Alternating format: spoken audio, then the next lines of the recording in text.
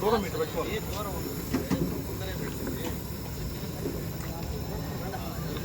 నేను ఇందాక మీకు చెప్పిన ఒక విషయం చెప్పిన ఏరంటే ఫైర్ అవుతాండే గ్యాస్ సిలిండర్ ఎప్పుడు పేలజోని. హలో, అది వాస్తవం అవునో కాదా అనేది ఇప్పుడు చెప్తాను. ఎందుకంటే అంటే ఈ గ్యాస్ సిలిండర్ల నుండి వచ్చేటటువంటి గ్యాస్ నుండి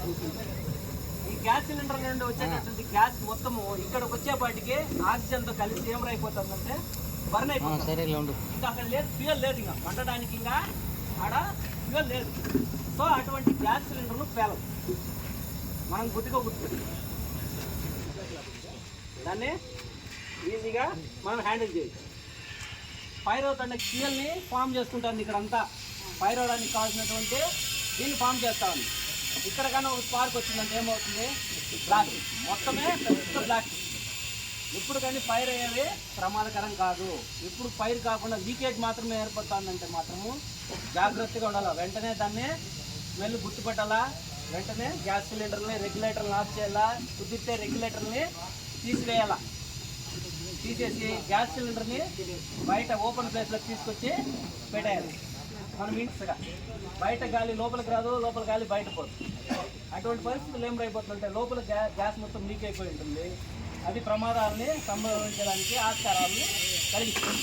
లీకేజ్ గుర్తించిన వెంటనే గ్యాస్ రెగ్యులేటర్ తీసేసి గ్యాస్ని కింద టచ్ కాకుండా, కింద నేలకి రాకుండా అలగ్గా మోసుకొని మెల్లంగా తీసుకొచ్చి దూరం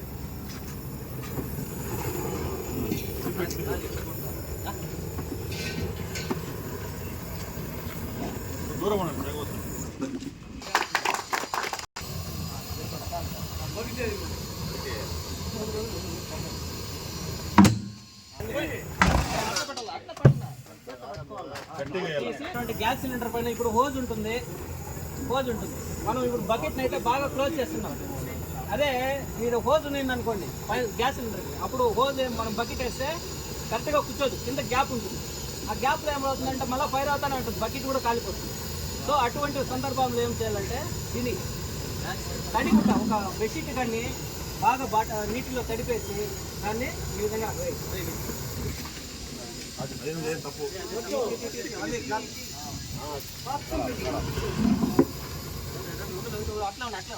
రైట్ లెఫ్ట్ లేదా కొంచెంసేపు కిందికి గ్యాస్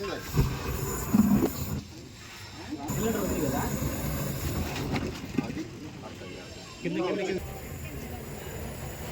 అందరికీ నమస్కారం.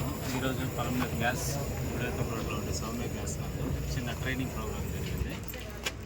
మన ఫైర్ డిపార్ట్మెంట్ ఆఫీసర్ వాళ్ళందరూ చిన్న డెమో ప్రోగ్రామ్ కండక్ట్ చేశారు. డెలివరీ బాయ్స్ అందరికీ మంచి అవేర్నెస్ క్రియేట్ చేశారు. సో మా తరఫున, మా ఏజెన్సీ గ్యాస్ అందరూ వాళ్ళ తరఫున థ్యాంక్ యూ చెప్తున్నాను.